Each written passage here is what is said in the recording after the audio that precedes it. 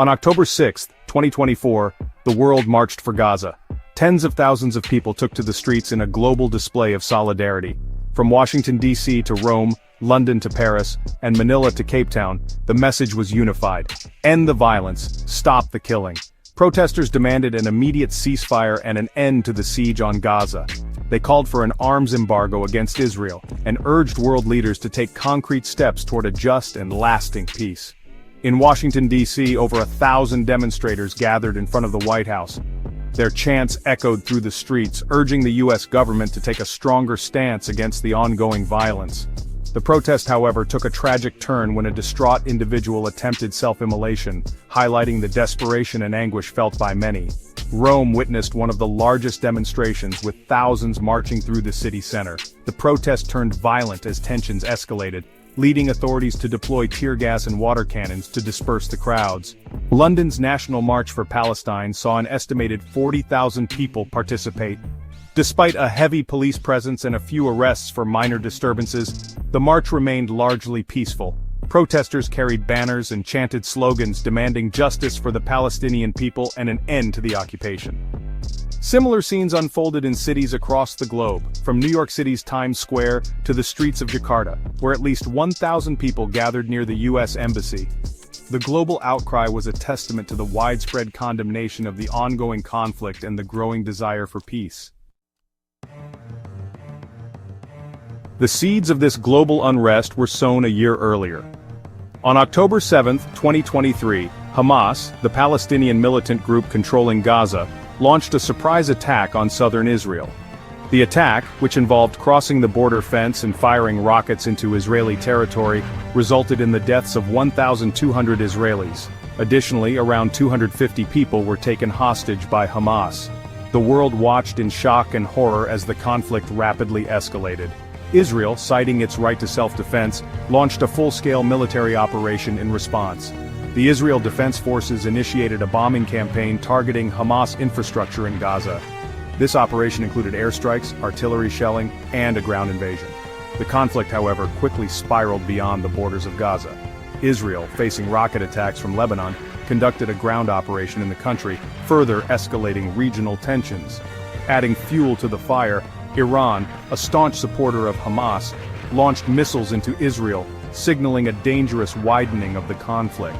The international community found itself grappling with the rapidly deteriorating situation.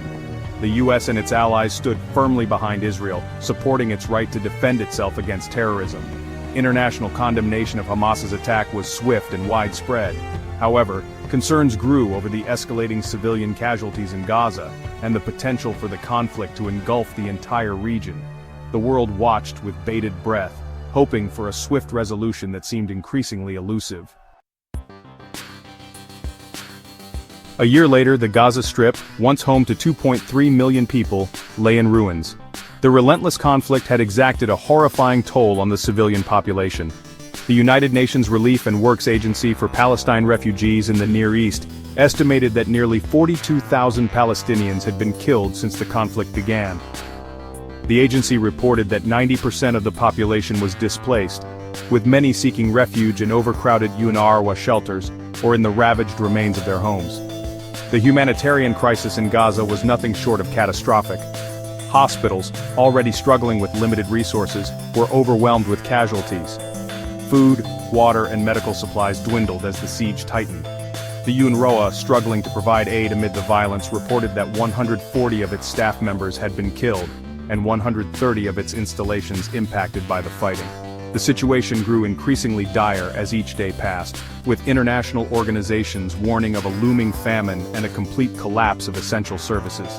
The international community, while condemning the violence, seemed powerless to stop it. Efforts to broker a ceasefire repeatedly failed, as mistrust and animosity between the warring parties ran deep. The UN Security Council remained deadlocked, with the US vetoing resolutions critical of Israel's actions. The world watched in horror as the humanitarian crisis in Gaza spiraled out of control, a stark reminder of the human cost of conflict and the urgent need for a peaceful resolution. The global protests on October 6, 2024 were a manifestation of the world's collective anxiety and frustration. The protesters' message was clear: the violence must end. The international community could no longer stand idly by while Gaza burned. The specter of a wider regional war loomed large, fueled by the involvement of Iran and its proxies in Lebanon, Yemen, and Iraq. The protesters understood that this was not just a conflict confined to Gaza. It had the potential to ignite a conflagration that could engulf the entire Middle East.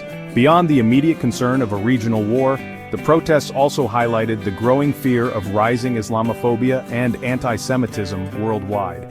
The Israeli-Palestinian conflict, with its complex historical and religious dimensions, had become a lightning rod for hate and intolerance. The protesters recognized the dangerous trend and called for unity and understanding, emphasizing that the path to peace lay in dialogue, not division. The global marches for Gaza were more than just protests. They were a plea for peace, a desperate cry for sanity in a world teetering on the brink. They were a reminder that the pursuit of peace is not a passive endeavor. It requires active engagement, unwavering commitment, and a collective refusal to accept violence as the status quo. The world was watching, waiting, and hoping that their voices would be heard.